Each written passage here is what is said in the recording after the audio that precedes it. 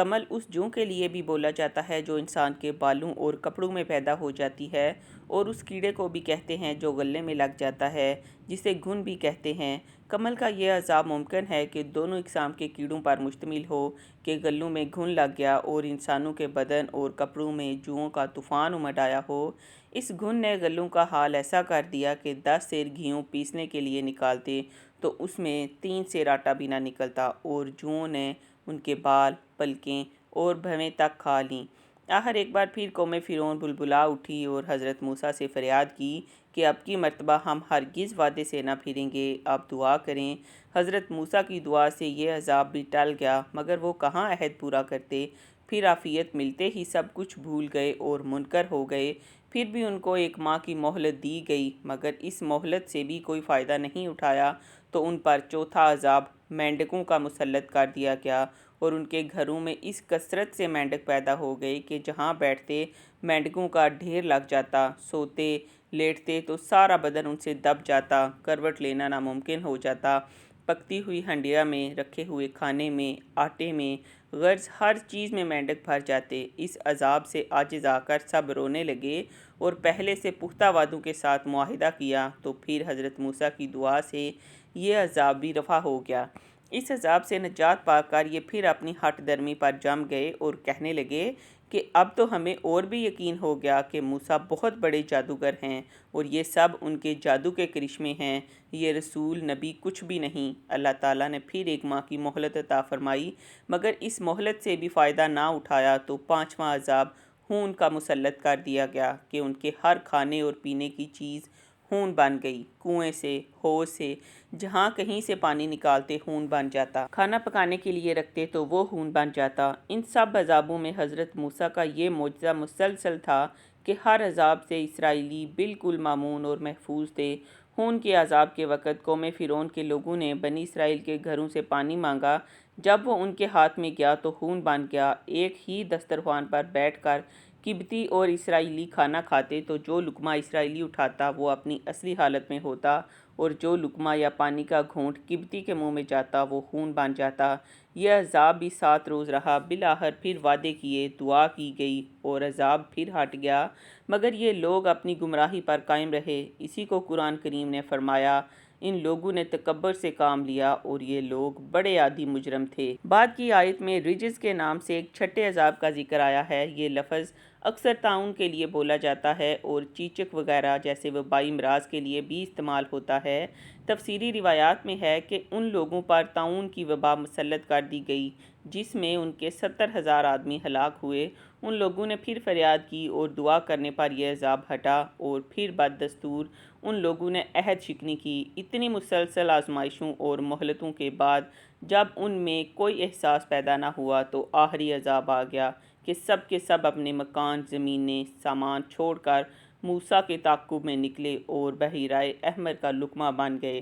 جب معاملہ اس حد کو پہنچ گیا تو اللہ تعالیٰ نے حضرت موسیٰ کو حکم دیا کہ اب وقت آ گیا ہے کہ تم بنی اسرائیل کو مصر سے نکال کر باپ دادا کی سرزمین کی جانب لے جاؤ۔ مصر سے فلسطین یا ارض کنعان جانے کے 2 راستے ہیں، ایک خشکی کا راستہ ہے اور وہ قریب ہے، اور دوسرا بحیرہ احمر کا راستہ، یعنی اس کو عبور کر کے بیابان شور اور سینا کی راہ ہے، اور یہ دور کی راہ ہے، مگر اللہ تعالیٰ کی مصلحت کا تقاضا یہی ہوا کہ وہ خشکی کی راہ چھوڑ کر دور کی راہ اختیار کریں اور کلزم کو پار کر کے جائیں۔ واقعات رونما ہو جانے کے بعد کہا جا سکتا ہے کہ اس راہ کو اللہ تعالیٰ نے اس لیے ترجیح دی کہ خشکی کے راہ سے گزرنے میں فرعون اور اس کی فوج سے جنگ ضروری ہو جاتی، کیونکہ انہوں نے بنی اسرائیل کو قریب ہی آ لیا تھا، اور اگر دریا کا معجزہ پیش نہ آتا تو فرعون بنی اسرائیل کو واپس مصر لے جانے میں کامیاب ہو جاتا، اور چونکہ صدیوں کی غلامی نے بنی اسرائیل کو بزدل اور پست ہمت بنا دیا تھا، اس لیے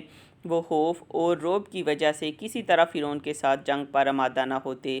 علاوہ ازیں فرعون اور فرعون کی قوم کو ان کی نافرمانی اور سرکشی کی پاداش اور عظیم الشان اعجاز کے ذریعے ظالم اور قاہر اقتدار سے مظلوم قوم کی نجات کا عدیم النظیر مظاہرہ کرنا بھی مقصود تھا، اسی لیے یہ راستہ موزوں سمجھا گیا۔ غرض حضرت موسیٰ اور حضرت ہارون بنی اسرائیل کو لے کر راتوں رات بحیرہ احمر کی راہ پر ہو لیے، اور روانہ ہونے سے پہلے مصری عورتوں کے زیورات اور قیمتی پارچہ جات جو ایک تہوار میں مستعار لیے تھے وہ بھی واپس نہ کر سکے کہ کہیں مصریوں پر اصل حال نہ کھل جائے۔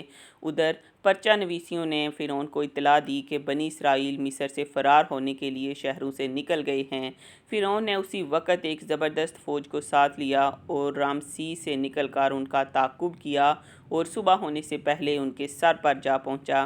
بنی اسرائیل کی تعداد بقول تورات علاوہ بچوں اور چوپایوں کے 6 لاکھ تھی، مگر پھو پھٹنے کے وقت جب انہوں نے پیچھے پھر کر دیکھا تو فرعون کو سر پر پایا۔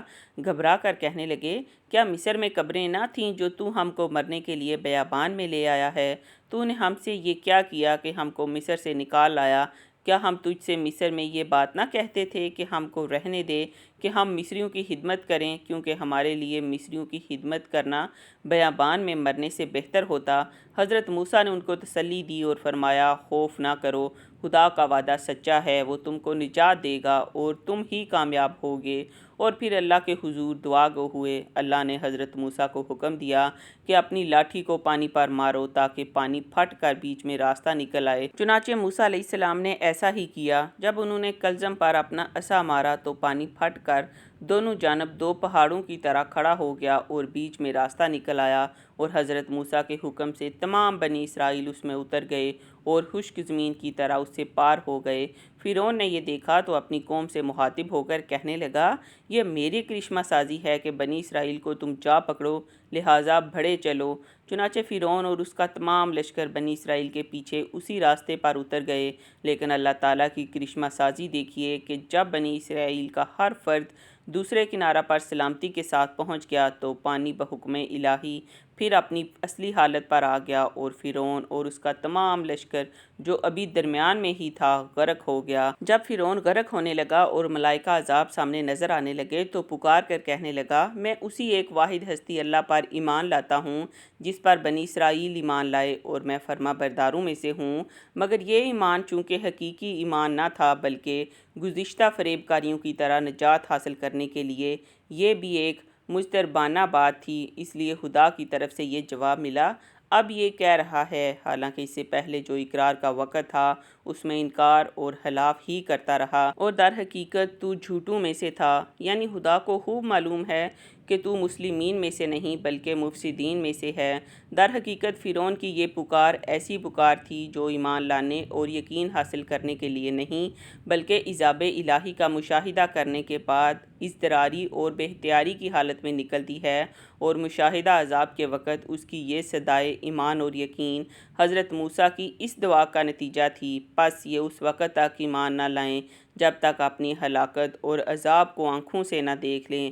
اللہ تعالیٰ نے کہا، بلا شبہ تم دونوں کی دعا قبول کر لی گئی۔ اس موقع پر فرعون کی پکار پر درگاہ الہی کی جانب سے یہ بھی جواب دیا گیا، آج کے دن ہم تیرے جسم کو ان لوگوں کے لیے جو تیرے پیچھے آنے والے ہیں نجات دیں گے کہ وہ عبرت کا نشان بنے، اور آج وہ مصری عجائب خانہ میں ہر حاس و عام کے لیے تماشا گاہ ہے۔ فرعون اور حضرت موسیٰ کا یہ واقعہ کوئی معمولی واقعہ نہیں ہے بلکہ حق اور باطل کے معرکوں میں ایک عظیم الشان معرکہ ہے۔